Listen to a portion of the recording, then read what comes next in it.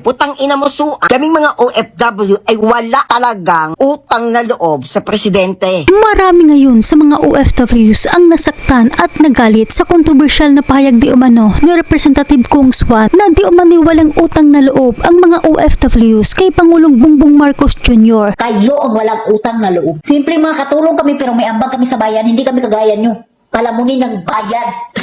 Na mainit na pinag-uusapan ngayon ng publiko, lalo na sa sektor ng mga OFWs.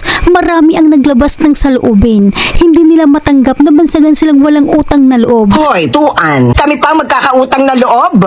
Hindi ba mas makapalang mukha nyo mga putang ina nyo? Dahil sa kabila umano ng kanilang paghihirap sa abroad, ang itaya ang buhay sa ibang bansa at maging pundasyon ng ekonomiya sa sariling bansa, pagtitiis at sakripisyo at tinatawag na bagong bayani sa tuwing kailangan ng bansa ng dolyar, pero ito pa daw umano ang ibabansag sa kanila, ang walang utang na loob, na kung tutuusin daw ay sila naman daw ng mga OFWs ang gumastos, personal na puhunan, personal na pagod at personal na sakripisyo at diskarte ang ginamit para umano makapagtrabaho sa ibang bansa. Kaya't wala umanong karapatan na pagsabihan silang walang utang na loob kay PBBM. Kayong mga nasa gobyerno ang may malaking utang na loob sa aming mga OFW. Dahil kayo mismo, alam ninyo sa sarili ninyo na kaming mga OFW ang isa sa may pinakamalaking kinikita ng bansa. Naayon pa sa komento ng mga netizens, kung wala umanong mga OFWs, lugmok daw di umano ang Pilipinas, lalo na ngayon natalamak daw di umano ang korupsyon sa bansa. Malita-malitang pera daw di umano ang kinulimbat, kaya wala na daw di umanong perang maitutulong sa mga OFWs na nadamay sa gitna ng gera. Kaya wag mong sabihin sa amin na wala kaming utang na loob sa presidente. Dahil alam nyo, hindi magkakaganyan ang mga OFW kung nasa maayos ang pamamahala at pagdala ng ating presidente sa bansa. Kaya't marami ngayon sa mga OFWs ang rumesbak sa di umano'y pahayag ni Representative Kong Swan na walang utang na loob ang mga OFWs. Narito pakinggan natin ang galit ng ating mga kababayan. Hoy, putang ina mo kaming mga OFW ay wala talagang utang na loob sa presidente. Dahil una sa lahat, hindi niya pera ang ginagamit niya para sa bayan. Ito ay bayad ng mga buwis ng mga Pilipino. At kami na lang OFW ang bumubuhay sa ekonomiya. Tapos kami pa magkakautang na loob? Hindi ba mas makapalang mukha niyo mga putang ina nyo dahil ang alam nyo lang magnakaw, mga buwaka ng ina ninyong lahat. Kami pa magkakautang na loob na kaming mga OFW na lang ang bumubuhay sa ekonomiya ng bansa. At sinasabi niya, nagkakadigma. Pero anong iniisip niya? Ang remittances naming mga OFW. Kinangina mo. Paano kami magkakautang na loob sa kanya? Bakit? Sariling pera niya ba ang ginagamit niya para mapaunlad na Pilipinas? Wala nga siyang nagawa para sa Pilipinas. Inang ina mo? Ano nagawa niya para sa OFW? Libreng tawag? Matagal nang may libreng tawag dito. Dahil unlimited ang social media namin dito. Inang ina nyo. Ano bang utang na loob namin? Ha? Bakit? Kayo ba ang nagbibigay sa amin ng pera? Pamasahe para mag-apply? Kayo ba nagpamedikal sa amin? Kayo ba nagbigay sa amin ng pera para makaraos sa pag-a-apply namin na halos kami magkandapasma-pasma sa pilahan? Wala kaming utang na loob kahit katitig. Dahil nakapunta kami dito sa abroad, sariling sikap namin at sa agency namin. Walang presidente na nagsuporta sa amin. Ano ba? Anong pagmamayari ng presidente na sabihin nyo may utang na loob kami? Ha? Itong nagsabi na ito ang kapal na mukha, ha? Wala kang karapatang sabihin yan. Kung hindi mo alam kung ano ang pinagdadaanan namin bago kami makapunta dito sa abroad. Buti sana kung pinasakay kami ng eroplano, yung nag-kidnap ka PRRD, doon kami pinasakay at hinati dito sa kanya-kanya naming destination sa abroad. At masabi mo may utang na loob kami, kayo ang walang utang na loob. Alam nyo ba yun? Simpleng sibilyan lang kami. Simpleng mga OFW kami. Simpleng mga katulong kami pero may ambag kami sa bayan, hindi kami kagaya nyo. Palamunin ng bayan.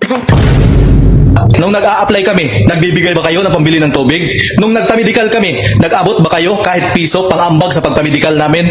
Nung nag-process kami, nag-abot ba kayo ng pisong duling para iambag sa mga processing namin? Nung paalis na kami, nagbigay ba kayo ng pisong duling para idagdag sa mga placement fee namin? Di ba wala? Kaya wala ka talagang karapatan na sabihin sa aming mga OFW na may malaki kaming utang na loob sa presidente. Dahil kung tutuusin, kayong mga nasa gobyerno ang may malaking utang na loob sa aming mga OFW. Dahil kayo mismo, alam ninyo sa sarili ninyo na kaming mga OFW ang isa sa may pinakamalaking kinikita ng bansa. Tama o mali? Tingin ko tama ako. Diba? Kaya wag mong sabihin sa amin na wala kaming utang na loob sa presidente. Dahil alam nyo, hindi magkakaganyan ang mga OFW kung nasa maayos ang pamamahala at pagdala ng ating presidente sa bansa. Lalong-lalo na sa kagipitan ng mga OFW ngayon sa Middle East, may naitulong ba ang presidente? Kung meron man, wala sa kalahati ng remittance na pinapadala namin buwan-buwan. Kaya wala kang karapatan na sabihan kami na wala kaming utang na loob sa presidente. Dahil kayo ang may pinakamalaking utang na loob sa aming mga OFW. Dahil isa kaming mga OFW na nagpapasahod sa inyo. Representative Suwan, makinig ka. May ginawa ba ang Pangulo para sa mga OFW? Anong ginawa niya? Nagkiklaim siya ng mga ginawa ng UEA para sa mga OFW. Kiniklaim niya na ang kanyang gobyerno ang gumawa ng ganon. Mag-isip ka, Representative Suwan. Nakakapanginig ka ng laman. Nakikita mo ba ang nangyari sa Riyadh? Mga OFW na nasa eroplano na, nasa loob na ng eroplano, pinalabas pa. Ayan, anong masasabi mo doon? Representative Suwan, kami mga OFW, kami ang mayroong pinakamalaking ambag sa gobyerno ng Pilipinas. Kami ang mayroon malaking naitutulong sa bansa natin. Tapos sasabihin mo wala kaming utang na loob. Kayo ang walang utang na loob. Kayo yung mga nasa pwesto. Kayo ang nagnanakaw ng pera ng kaban ng bayan. Mr. Swan, wag mo kaming pagsabihin na wala kaming utang na loob sa gobyerno. Talaga namang wala kaming utang na loob dahil dapat ang gobyerno ang may utang na loob sa amin dahil sa tax na binabayad namin, milyon-milyon ang natatanggap. At saka bago kami nag-apply dito, walang gastos ang gobyerno. Wala kayong ibinigay kahit peso. Ha? Nagkandara pa kami sa paghanap ng uutangan namin para lang may gastos kami pa abroad. Matanong ko lang sa'yo, ano ba ang ginawa ng presidente para magkaroon ng utang na loob ang mga OFW sa kanya? Sige nga, sobrang sip-sip mo naman sa presidente kung ganon. Hindi ba dapat ang presidente ang may utang na loob sa mga OFW? Una sa lahat, marami sa OFW ang Duterte. Nung tumakbo siyang presidente ng 2022, maraming OFW ang bumoto sa kanya dahil nga kaalyado siya ng mga Duterte. Pangalawa, nung nag-apply ang mga yan, ano ba ang naitulong ng presidente? Nagbigay ba ang presidente ng pamasahe araw-araw? Nagbigay ba ang presidente ng pangkain araw-araw? Nagbigay ba ang presidente ng pangbayad sa placement fee? Sa pang-araw-araw na panggastos ng mga yan, nung nag-a-apply pa ang mga yan, walang naitulong ang presidente. Kaya wag mo sabihing sip-sip ka na may utang na loob ang mga OFW sa presidente mo. Isa yang malaking katarantaduhan. Dahil kung tutuusin, ang presidente pa at ang gobyerno ang may utang na loob sa mga OFW. Dahil bilyon ang ipinapasok ng pera ng mga yan sa Pilipinas. Kaya sa'yo na nagsabi ng ganyan, magsipsip ka kung magsisipsip ka sa presidente. Pero wag mong sasabihin na may utang na loob ang mga OFW sa presidente mo. Isa yang malaking katarantaduhan. Ngayon yung sabihin sa akin kung hindi pa talaga kurakot yung pinaglalaban yung Pangulo. Kakaumpisa pa lang ng gera pero wala ng pera para itulong sa mga OFW. Hindi lang pala kayo bangag, nagbubulag-bulagan din kayo sa katotohanan. Ikaw kabayan, bilang isa rin sa mga OFWs, ano ang masasabi mo sa viral na pahayag na di umani walang utang na loob ang mga OFWs kay PBBM?